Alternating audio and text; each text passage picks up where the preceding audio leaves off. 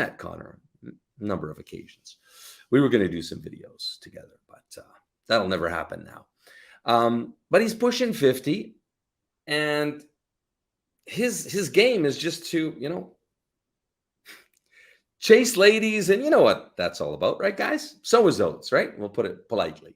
Around Eastern Europe. No interest in marriage, no interest in settling down. So that's where he's coming from. Oh my, what has gotten this Ukrainian bride business owner so triggered and so emotional that he's trying to disparage my character? But it's kind of interesting because it sounded more like a compliment if I'm apparently pushing 50 and still getting the young hotties here in Ukraine. But what has, I think, triggered him, well, I know it's what triggered him, is my video from a couple of weeks ago where I outlined why I believe that the Ukrainian bride's business is clinically dead, right? It's on life support. Greetings from Odessa, Mama. I'm here in the city garden. And Odessa is a city that would have seen a lot of matchmakers in the past and romance tours and basically a big Ukrainian bride business. So actually quite well-known documentary made about it a few years ago as well. Now that's not the case at the moment because this is December 2022, and with Russia's invasion of Ukraine, the more extended invasion of February 24th of this year, there's almost no tourism, and in fact the matchmakers that I have spoken to have told me that their business is definitely close to dead. And this is not the only place where you would have seen this kind of business.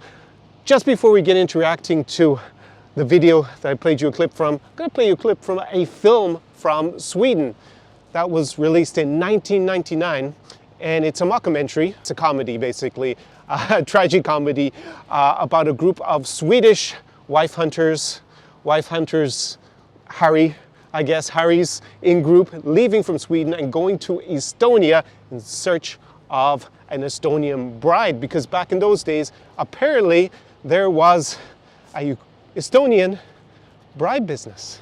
Have you been to Nordland in Sweden any time? Or Lähme tantsima. Dancing? Lähme tantsima. Yeah, you and me? Yeah, tule lähme. Well, Tule. So isn't that really interesting and quite funny that there was an Estonian bride business back in the late 90s? And in fact, I met a Swedish guy here, Dag, and he told me about this film. It's called Sucker for Tallinn. Now, my Swedish isn't the best, but I did watch the parts where they're interacting at a speed dating event, right? So you see that basically they came on a tour to Estonia. There were the local ladies there. They went and did the speed dating where basically you get a few minutes with each woman, and then it's kind of a bit like, I guess it was a precursor to Tinder. You either say you're interested or you're not. You swipe right, you swipe left, and maybe then something happens if you both swipe that you want to see each other again, if you both agree to it. And in fact, in the mid to late 90s, there were bride businesses all over Central and Eastern Europe, those countries that have been in the Warsaw Pact or in the Soviet Union, or just in the communist East in general, matching Western guys with local women. And I asked Dag, wow, I had heard about these things, but it's so hard nowadays to find any traces of it on the internet or anything like that. And I said, well, until when abouts was this Estonian bride or Eastern European bride thing outside of Ukraine and Russia, these countries that are further east, where the industry has been mainly based over the last, say, 10, 20 years at this stage. For how long was there like a thing in Sweden of going looking for an Estonian bride on one of these tours? And he told me, plus or minus maybe 5 years after the film was released. He said, guys of his generation, Sweden, all know the film. Yeah. And then I thought about it. So 1999 plus 5 would make it 2004. And what happened in 2004? What historic event happened in Estonia and in much of Central and Eastern Europe? Well, Estonia joined the European Union. Is that just a coincidence, or is there a cause and effect to the decline? And I can't find any trace of an Estonian bride business for Western Europeans nowadays online, especially that kind of tour business that they made the mockumentary about. So is it a coincidence that the socioeconomic situation and options for Estonians, and not just Estonians, Latvians, Lithuanians, Czechs, Poles, a little bit later was Romanians and Bulgarians in 2007, that it changed dramatically, it dramatically improved. They could just move to Sweden if they wanted to, and they could work. Now there was in some parts of Europe a little bit of a derogation on being able to work, but actually Sweden allowed it from, if I remember correctly, from the beginning, like Ireland and the United Kingdom. The United Kingdom was in the European Union at the time, now they've left since Brexit. Yeah, it was revolutionary in terms of the options socioeconomically for the women of those countries. They could, because before they needed visas, just to go as a tourist, never mind to work, you need a work permit, and that was quite tricky to get. So then all of that bureaucracy was removed, and they could move and live everywhere in Western Europe, more or less. They could move to Paris the next day, to Stockholm, to Dublin, to London at the time. So let's go and have a look at the video made by the matchmaker, the triggered matchmaker. Let's see what he was saying. I'm calling it, the Ukrainian bride business is dead, kaput. So first of all, who is this matchmaker? His name is Joe. He's from Canada, and he moved here to Ukraine, and he met his lovely wife, Anna, and there's probably about a 20-year age gap, I would think. I imagine he's in his 50s, and I find it very amusing that he picked on pushing 50 and sowing the wild oats when that's what he did himself, and that's how he had success. So he moved here to Ukraine, something I definitely was advocating before the war to my clients, to actually move for 3 to 12 months a year in Ukraine. And he met his wife here. And yeah, she wasn't the first woman that he met. So he went out and he was here for a couple of years, I think, before he met her. I remember he was living in Sumy and then in Kiev. And then they got married here in Ukraine. Also a good move to get married in Ukraine as opposed to the West. Family law is quite different here. And yeah, he's kind of a success story for the kind of lifestyle that I advocate. Moving to the region for at least a certain amount of time per year, give yourself lots of time, enjoy the benefits before the war, obviously before February 2022 of being here, and have lots of time to meet the beautiful women of Eastern Europe, because you actually live here, so you have a lot of time, you're not a tourist. He's a business owner, he has his matchmaking business, and yeah, you don't get labeled as like a wife hunter or a sex tourist or anything like that, because you actually live here. So good on him. He also left just before the February 24th invasion and got his wife and the kids out of Ukraine. Good on him for that. He took good measures to secure the safety of his family. So he made this response video, and it's, I think, almost 90 minutes long, but he only really directly deals with the main tenet of my argument from my video in a short part of the video. So I'm just play that now and then react to it. Basically, the Tsar is saying that basically the whole predication, the whole basis, the whole foundation of the Ukraine brides industry, the Russian, former Soviet Union, is an exchange of, basically, to distill it down, money with beauty. It's an exchange. Western men have money, Ukrainian women have beauty. So there he distills my argument down to beauty for money. Actually, it said socioeconomic status, but that's a little bit more subtle. Money is a big part of that, but also includes things like education, status, family prestige. There are a few things that go into socioeconomic status, but definitely money is a big thing. So he's not too far wrong, but just to clarify that. In a scam agencies, yes, you know, what quality of the ladies who come to scam guys, you know, this is broken many level woman, you know, who able to do this, to hurt other people with the purpose to chase money, you know. So there, his wife Anna kind of changes the topic to scammers. So they would be women who are basically criminals who defraud either through a what's known as a paper letter scam, which is basically writing messages that are paid, right, and leading the guy on. I used to get, as part of my consulting, quite often guys, it was quite tragic, a lot of times they'd be widowers and they'd be lonely, and then they'd have this woman who give them attention online, but they were never talking to that woman. Almost certainly, it's probably some guy maybe writing the message to them, or they evolved to doing some video, kind of odd looped video or something. I could never really understand what it was. It never really sounded real.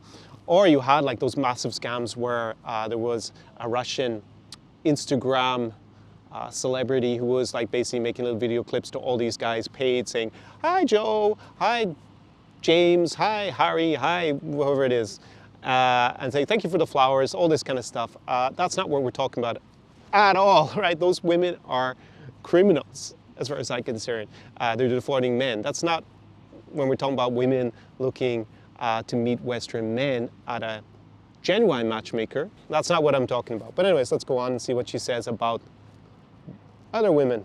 If you talk about average Ukrainian woman, why she come to good agency, yeah, like our agency, her main goal to have love in her life, to have family, to find her man. Doesn't matter where he live in the world, this is second, as everybody say. I will follow my love, my love. If she's not able to do this in Ukraine due to limited choice. So the Ukrainian women are just looking for love. What happened in Estonia in 2004, the early 2000s? The women just stopped looking for love at the same time when they got better socioeconomic options by joining the European Union. Kind of a strange coincidence, but anyways, let's go on and see what else she says. Because of, again, how many men and how many women. All right, I gotta stop that there. This whole thing about a gender imbalance, that's not true. I made another video about the gender imbalances in demographics in general in Eastern Europe. I'll link it up above in a card, down below in the description. I probably made it could be 2 years ago. And basically, until you hit around 35 years of age, there are more men in Eastern European countries like Ukraine, Russia, Belarus than there are women. So it's only over 35. And the demographic situation only really diverges when you get up, like really, maybe to 60, 70, 80, then there's then it's hard for women those age to find a man around the same age. I guess they'd be looking for a man probably even a bit older, and because of the shorter life expectancy of men here in Eastern Europe, that is an issue, but not for a woman who's, I guess, 35 or 20. They actually have more men to choose from than women. So I don't know why they say this all the time. Often they just look at the overall demographic and say, look, there are more women than men, but they don't explain by age. So unless you're looking for someone over 60, this is not an issue. And now it will be even worse because many Ukrainian, now in war, so many will be even more, will be even more. The gender gap, Yeah. the gender gap just got much bigger, right? I mean, they estimated, not official, but unofficial, Ukrainian soldiers dead before the war actually started on February 24th. So from 2014 to 22, from the Donbass war, 40,000 Ukrainian men. What is he on about this 40,000? I don't know where he got this figure from.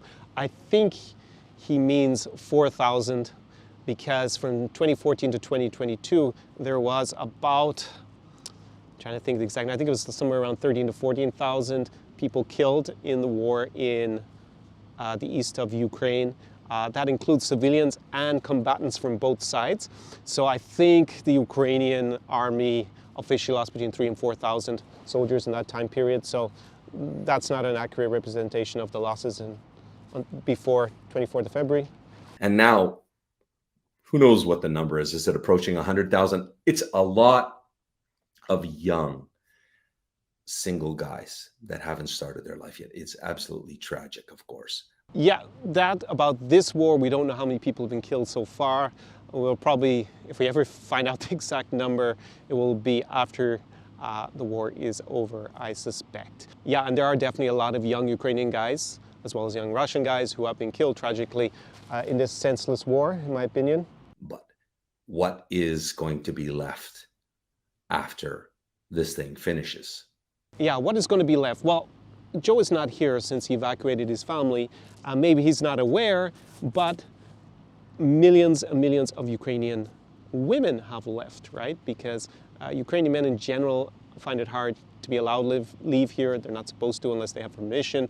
Whilst you're probably aware at the beginning of the war, millions and millions of Ukrainians left. They were mainly women, children, and the elderly. So actually, if you were here in Ukraine as a Ukrainian woman, then the demographic is completely in your favor in terms of young single men versus young single women at the moment, because most of those women who left have not come back. Most of the single women in particular have not come back. Just anecdotally, of those single girls I know from Ukraine, I'd say it's about, of the single girls, only 10% have come back. Most of the women I know have come back have a boyfriend or a husband here in Ukraine. That's why they came back. I know some girls who came back to change their clothes from summer to winter, and then they went back to the European Union because they are allowed to live in the European Union for at least 2 years. It'll probably be extended as well. So yeah, there just is a huge demographic in favor of single women in Ukraine at the moment. Now, when the war is over, presumably a lot of those Ukrainian women will come back, but are they all coming back? I doubt it. The longer this war goes on, the more time they're going to have spent in, say, Germany and France, the United Kingdom, in Ireland, maybe also in the US, although the majority of them are in the European Union. And they're going to put down some ties there. They might meet a guy there and start a family. They might get a job and start working there and think, well, now I have those better socioeconomic options myself, as opposed to being in Ukraine. So I don't think that most of those women are coming back.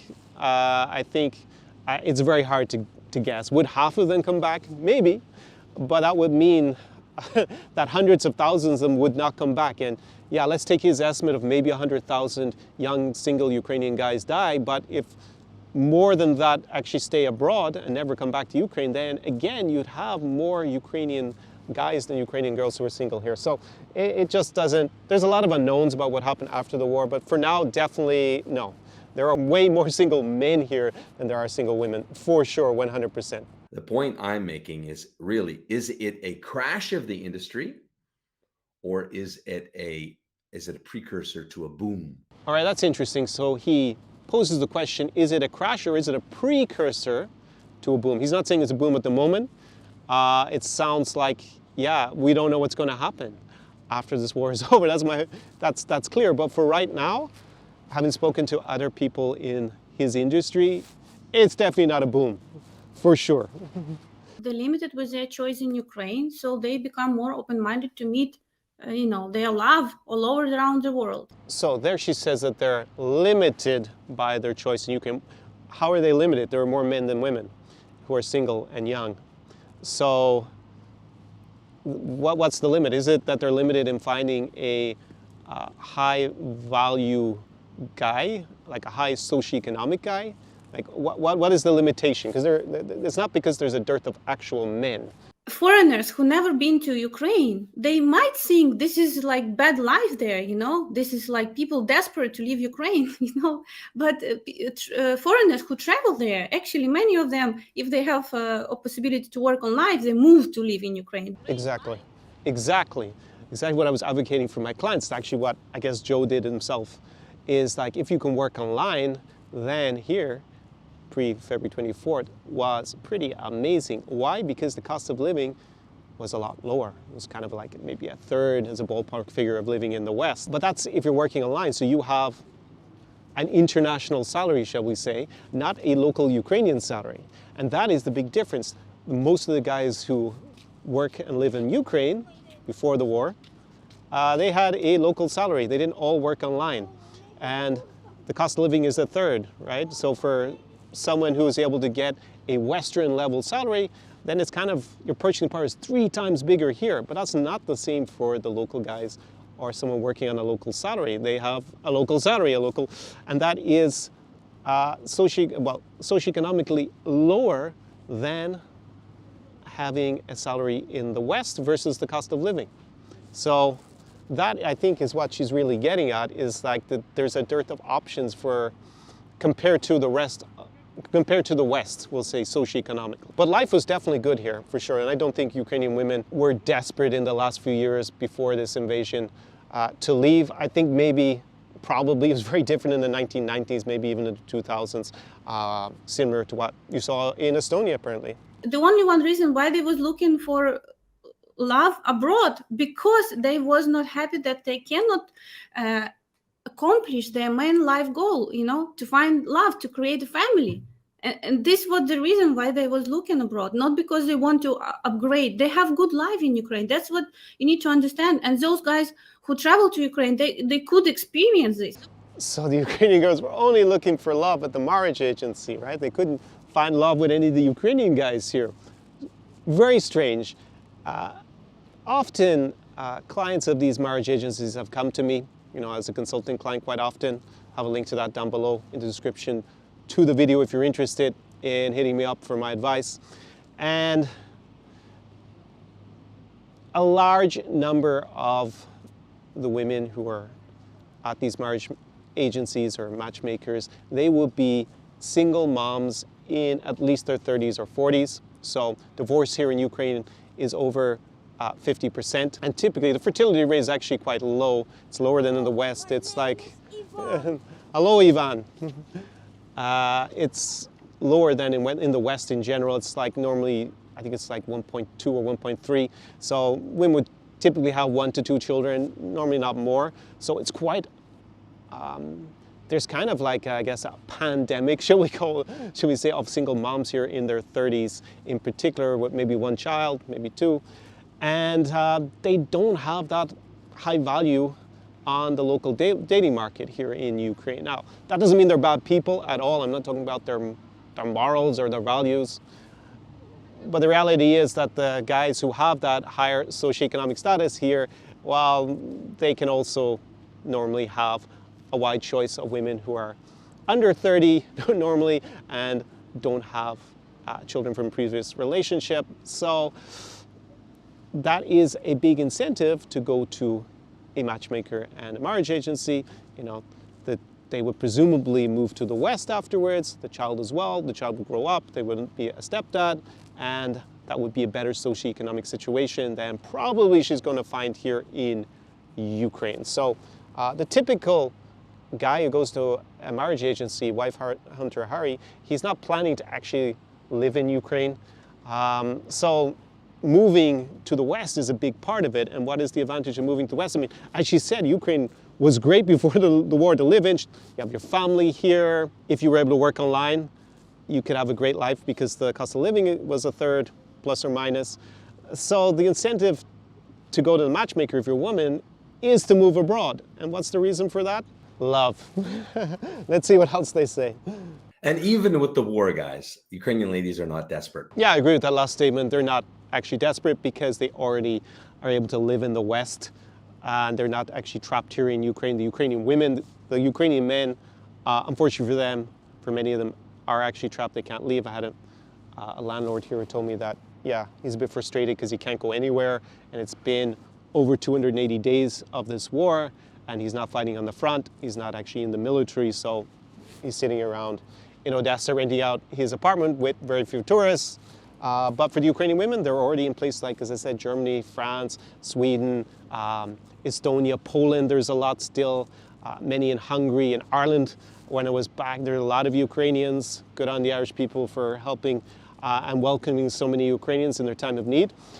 So for the Ukrainian women, they're already there. He goes on. I'll link the video down below in the description if you want to watch the rest of it. But he doesn't directly address my points after this, so I think I'll just leave it at that as a reaction. So what now for the Ukrainian bride business? Well, I looked not just at Joe's website, I looked at many of the main actors in this business, and out of curiosity, I want to know what they're up to now that obviously foreign guys coming here to Ukraine in person is a bit unrealistic with the war and the fact that, well, most of the single Ukrainian women appear to be in the European Union and not actually in Ukraine. And many of them, they've done what you would expect. They've actually pivoted to other regions. They're talking about Thai women. They're talking about Colombian women. So I'm not sure if it's actually a speed dating or it's just kind of like the socials they used to organize here in Odessa, where there's a big group of single women and guys invited to it, but it's in different parts of the world. Or they're doing more online. They're organizing Zoom speed dating, where basically, if I understand the concept, the Ukrainian women who already live in the European Union, they jump on a call with a group of Western suitors, and they're all kind of on a Zoom call, and I guess it's a bit like Tinder. If you both like each other, you both swipe right, then I guess you can exchange details and speak off the program. I guess, is that good or is that bad? Is it better or worse than Tinder? Well, the big limitation I see is the number of women, because obviously if you have just Tinder, and I'm not knocking speed dating 100%. I have a friend, he met his wife speed dating kind of just before Tinder started though, in London. And actually I went to once a speed dating event in Minsk just to see what it was like. I paid something like, I think it was less than $10. I went down, and then you kind of sit at the table and then you move. I think you had a minute or 2 minutes talking to each woman. And then if you both liked each other at the end, then you got to exchange contact details. So from my point of view there was no risk of catfishing, like, you look at the photo and then someone else turns up. Well, obviously she was there in front of me. But you got only a limited amount of time anyway. It's a bit like on Tinder, you gonna have to go out with someone afterwards. The number of women was quite small. I mean, I think there was maybe there was 10 to 15. I think there might have only been 10 actually. And obviously on Tinder, you kind of have unlimited almost number of people you can go through. But the big danger on Tinder is people wasting your time. They're not like on the, they don't look like they are in the photos. If you're doing it via video link, well, you also don't really get that feeling from being face to face with them. And yeah, it's better than the photos. You can't really Photoshop a live video feed. So you get a better idea what they at least really look like. I think the other issue is going to be like, okay, you're still going to have to meet in person, and you can't really like if they're all over Europe, then what are you going to do? You're going to meet one in Paris and then another in Warsaw and then another in, you're going to be flying all over Europe just to have a date. Or you're going to maybe invite them to meet you all in Budapest. I don't know what you would do, really. It seems a little bit inefficient to me as a way of doing it. So that's what a lot of them have also pivoted to. They've started to do these kind of Zoom speed dating calls. For me, I don't really see why Ukrainian women, if they already live in the West and are surrounded by Western guys everywhere, and they have the right to live in the West. They're not about to be deported back to Ukraine next week. And I actually think that probably at the end of this war, their right to stay will, for most of them, be extended, possibly even indefinitely. Do they really need this kind of service more than women from Estonia or Slovakia or Bulgaria or Poland? Yeah, but maybe those women who in 2004 and 2007 got to join the European Union and get access by themselves to, moving to the West and that higher socioeconomic range of possibilities. Maybe when they got that, they just stopped looking for love. Let me know what you think down below in the description to the video. Am I being too harsh on them? Is there really a future for the Ukrainian bride business, or is it kaput? What else can I say? Well, that's about it. Often, as I said, I have guys who've tried matchmakers. It's not the main demographic guys who come and live the Zara experience with me in person, but occasionally it does happen.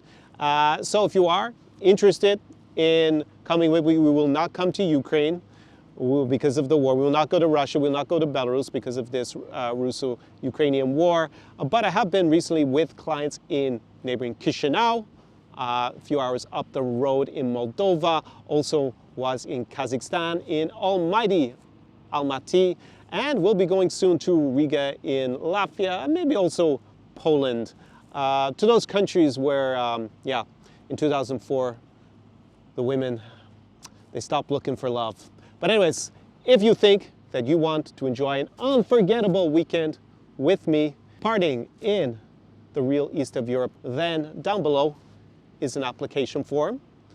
There's a link to an application form. Also, before you apply, because it is by application only, I don't take everybody to live the Zara experience, only people who are a good fit for it.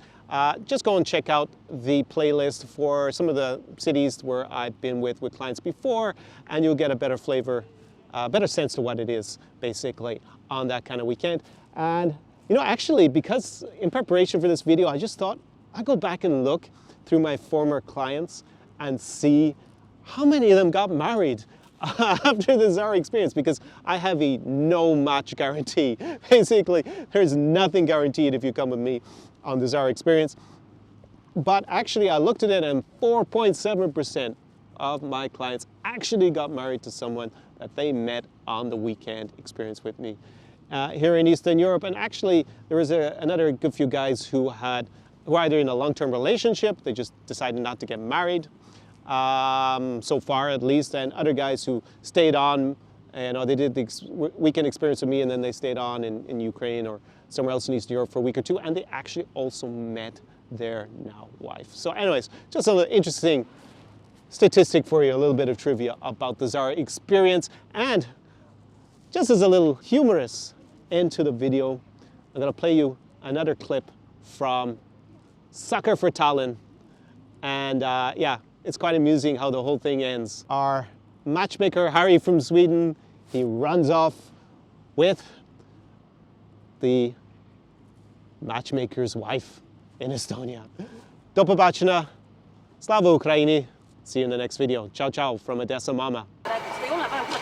Nej, du tar inte in sumpan i bussen säger jag. Aldrig i livet. Helvete. Jag inte fattar någonting nu va. Svetlana, you are married to Lembit. Vad håller du på med? SAR Experience.